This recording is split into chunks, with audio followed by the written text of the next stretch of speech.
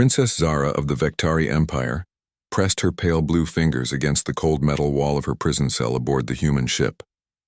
The luminescent patterns on her skin pulsed with anger and frustration. She had been the most feared warrior in 3 star systems, commanding fleets that made entire planets surrender without firing a shot. Now she was trapped by a species that barely knew how to leave their own solar system.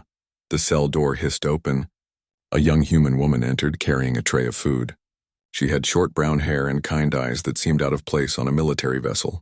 The name tag on her uniform read Lieutenant Amy Collins. Amy set the tray on the small table and stepped back. She did not show fear like the other humans who brought meals. Zara found this curious. "You are different from the others," Zara said in perfect English. Her voice carried the musical quality of her people, each word flowing like water over stones. Amy nodded. "I studied your language and culture at the academy. I volunteered to be your liaison." Zara laughed, a sound like silver bells mixed with thunder. "Liaison. Such a polite word for jailer." "You attacked our colony ship," Amy replied calmly. 12,000 civilians, families, children. The princess turned away from the human. Through the small window, stars streaked past as the ship traveled through hyperspace. "Your people entered Vektari space without permission. The punishment for such violation is death. Those colonists had no idea they crossed into your territory. There were no warnings, no markers, nothing to indicate the space was claimed." Zara spun around, her golden eyes flashing. "Ignorance is not an excuse for trespassing." Amy pulled out a small device and activated a holographic display. It showed a map of local space with different colored regions. "This is how we see the galaxy," she said. "And this is how your people see it." The display changed, showing overlapping territories and disputed zones. "The area where our colony ship was attacked appears unclaimed in 17 different star charts from 12 species." For the first time since her capture, Zara felt uncertain. She studied the display carefully. Her people had claimed that region of space centuries ago, but they had never properly marked it according to galactic law.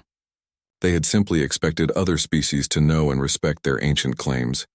"Your point," Zara said finally. "My point is that this was a misunderstanding that cost lives on both sides.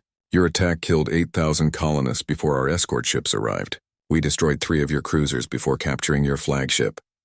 Zara remembered the battle. She had expected the humans to flee when faced with superior Vektari technology. Instead, they had fought with a desperation and creativity that shocked her. Human ships were smaller and less advanced, but they used tactics her people had never encountered. They turned asteroids into weapons, used their own ships as missiles, and somehow managed to disable her flagship with a coordinated attack that should have been impossible. "How did you defeat us?" Zara asked. Amy smiled. "The same way humans have always survived. We adapt, we improvise, and we never give up." The princess moved closer to the holographic display. "Show me." Amy manipulated the controls and the battle played out in miniature. Zara watched as human fighters swarmed her cruisers like angry insects, using hit-and-run tactics that slowly wore down the larger ships. She saw how they coordinated their attacks through the damaged colony ship, turning the civilian vessel into a command center. "Clever," Zara admitted, "but foolish. You could have escaped, and left 8,000 people to die." Amy shook her head.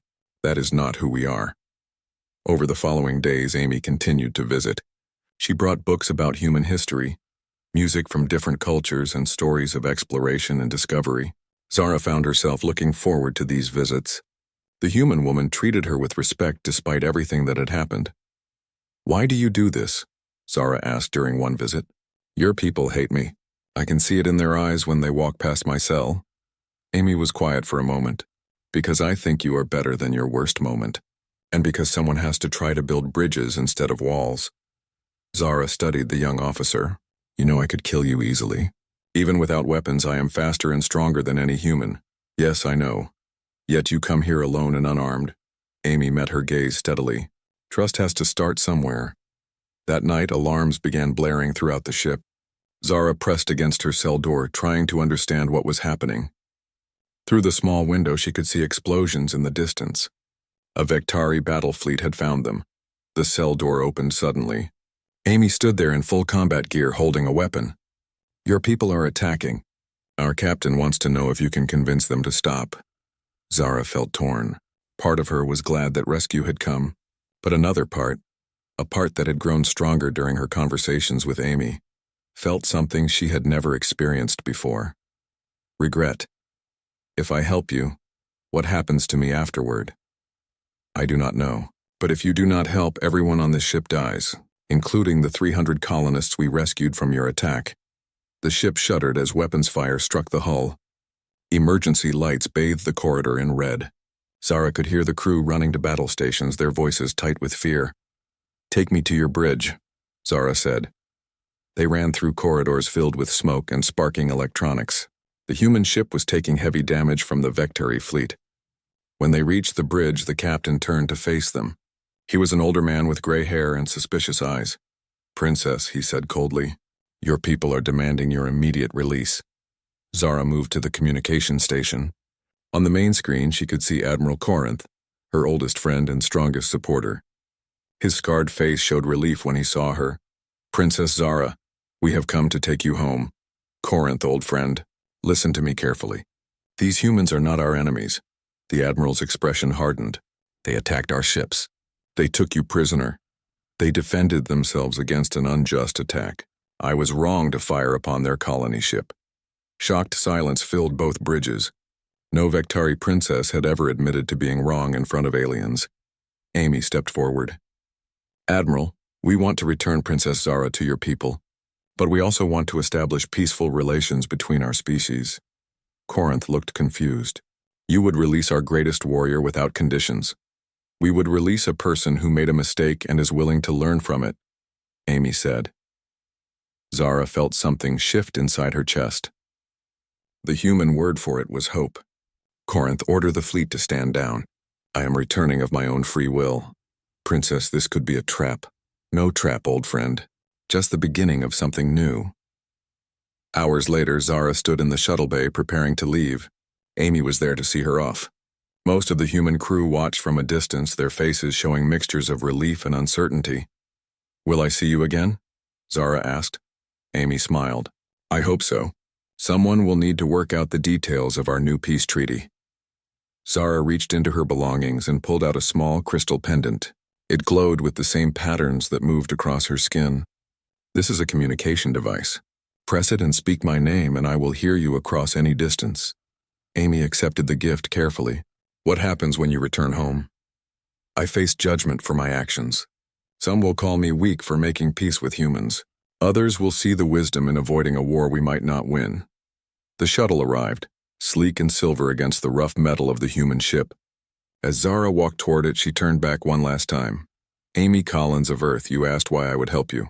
The answer is simple. You showed me that strength is not always about conquest. Sometimes the strongest thing you can do is admit you were wrong and try to make it right." The shuttle departed, carrying the alien princess back to her people. Amy watched through the viewing port until it disappeared among the stars. In her hand, the crystal pendant pulsed gently with warm light. 6 months later, the first official peace treaty between humanity and the Vectari Empire was signed. Princess Zara served as the chief negotiator for her people. Amy Collins was promoted to commander and appointed as Earth's first alien relations specialist. They met often in the months that followed, working together to establish trade routes, cultural exchanges, and joint exploration missions. What had begun as a conflict between strangers became the foundation for an alliance that would change both civilizations forever. And sometimes, late at night when the negotiations grew difficult, Zara would remember the young human who had chosen trust over fear, and she would find the strength to continue building bridges across the stars.